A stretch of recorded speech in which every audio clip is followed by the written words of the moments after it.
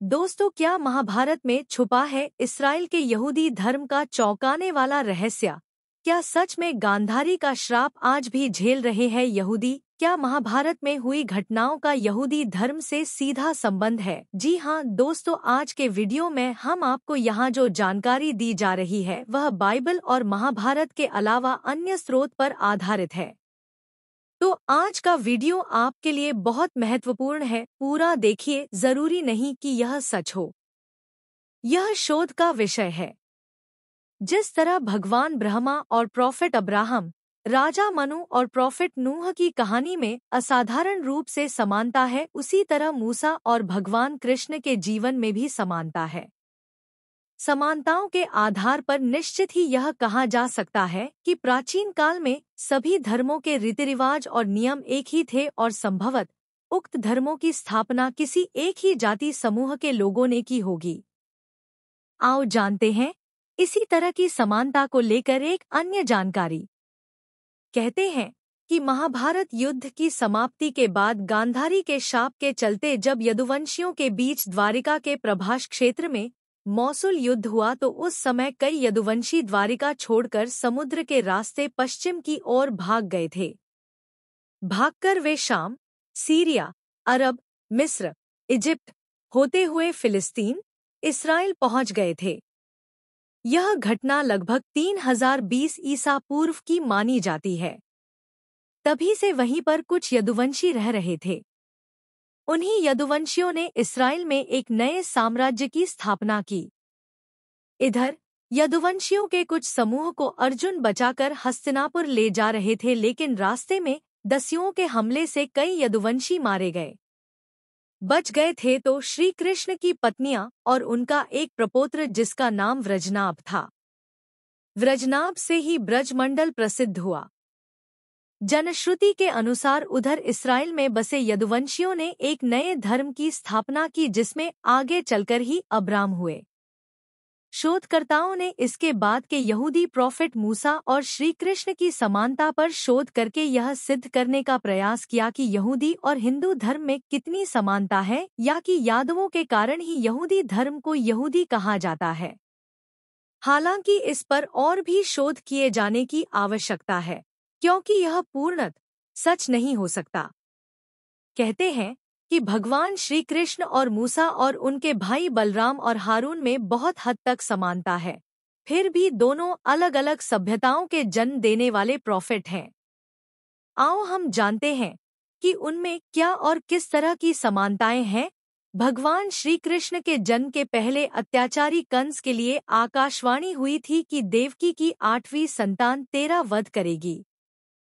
उसी तरह मूसा के जन्म के पहले मिस्र के राजा फराओ के लिए भविष्यवाणी की गई थी कि तेरा अंत राज्य में जन्मे एक व्यक्ति के हाथों होगा जो जन्म ले चुका है। आकाशवाणी सुनने के बाद कंस ने 8वीं संतान के उत्पन्न होकर गायब होने के बाद राज्य के सभी बच्चों को मारने का हुक्म दे दिया था। ठीक उसी तरह मिस्र के राजा ने भी राज्य के सभी बच्चों को मारने का हुक्म दे दिया था जो 1 वर्ष से कम उम्र के थे।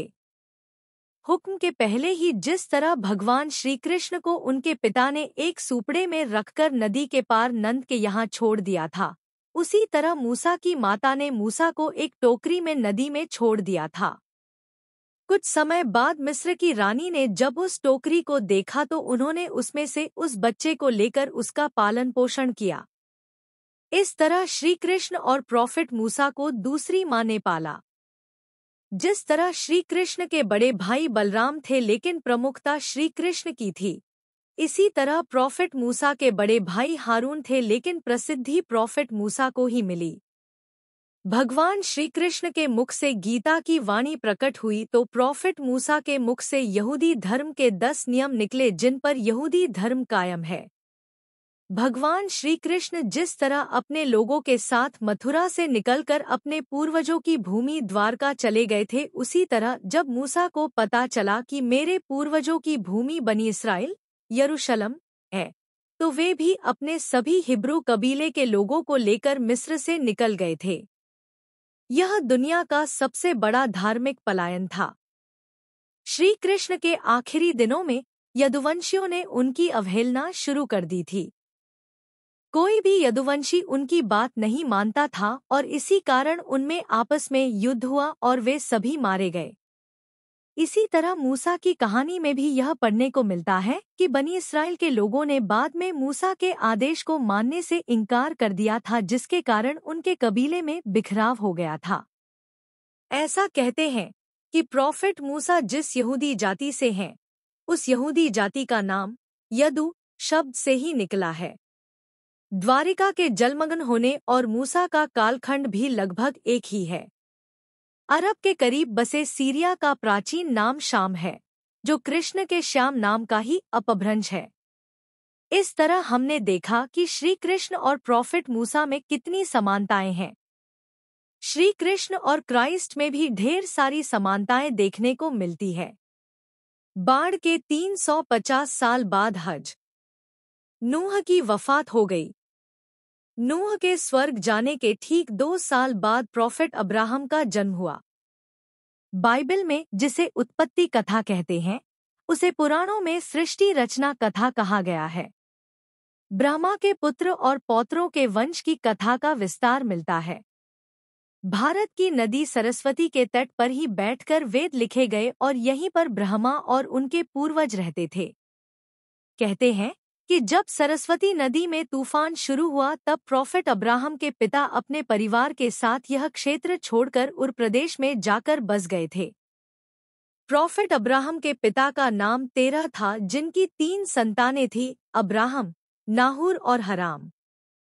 नूह के दूसरे बेटे शेम की 9वीं पीढ़ी में 13 हुआ। यहूदी धर्म की शुरुआत प्रॉफेट अब्राहम या अब्राहम से मानी जाती है, जो ईसा से लगभग 2000 वर्ष पूर्व हुए थे। पैगंबर अब्राहम के पहले बेटे का नाम हजरत इसहाक और दूसरे का नाम हजरत इस्माइल था। दोनों के पिता एक थे किंतु माँ अलग अलग थी। हजरत इसहाक की माँ का नाम सराह था और हजरत इस्माइल की माँ हाजरा थी। इस्लाम के अनुसार प्रॉफेट अब्राहम को पैगंबर अले इब्राहिम कहा जाता है। प्रॉफेट अब्राहम के पोते का नाम हजरत अले याकूब था। याकूब का ही दूसरा नाम इसराइल था।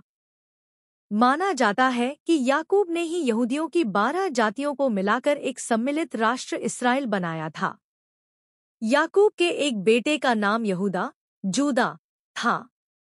यहूदा के नाम पर ही उसके वंशज यहूदी कहलाए और उनका धर्म यहूदी धर्म कहलाया। हजरत अब्राहम को यहूदी, मुसलमान और ईसाई तीनों धर्मों के लोग अपना पितामह मानते हैं। आदम से अब्राहम और अब्राहम से मूसा तक यहूदी, ईसाई और इस्लाम सभी के पैगंबर एक ही है, किंतु मूसा के बाद यहूदियों को अपने अगले पैगंबर के आने का अब भी इंतजार है। यहूदी अपने ईश्वर को यहवे या यहोवा कहते हैं। यहूदी मानते हैं कि सबसे पहले ये नाम ईश्वर ने हजरत मूसा को सुनाया था। ये शब्द ईसाइयों और यहूदियों के धर्मग्रंथ बाइबल के पुराने नियम में कई बार आता है। यहूदियों की धर्म भाषा इब्रानी, हिब्रू और यहूदी धर्मग्रंथ का नाम तनख है, जो इब्रानी भाषा में लिखा गया है। इसे तालमुद या तोरा भी कहते हैं। असल में ईसाइयों की बाइबल में इस धर्म ग्रंथ को शामिल करके इसे पुराना अहदनामा अर्थात ओल्ड टेस्टामेंट कहते हैं। तनख का रचनाकाल ईपू 444 से लेकर ईपू 100 के बीच का माना जाता है। ईसा से लगभग 1500 वर्ष पूर्व अब्राहम के बाद यहूदी इतिहास में सबसे बड़ा नाम पैगंबर मूसा का है। मूसा ही यहूदी जाति के प्रमुख व्यवस्थाकार हैं। मूसा को ही पहले से ही चली आ रही एक परंपरा को स्थापित करने के कारण यहूदी धर्म का संस्थापक माना जाता है। यहूदी धर्म का इतिहास करीब 6000 साल पुराना माना जाता है। कहते हैं कि मिस्र के नील नदी से लेकर इराक के दजलाफरात नदी के बीच आरंभ हुआ यहूदी धर्म का इस्राएल सहित अरब के अधिकांश हिस्सों पर राज था।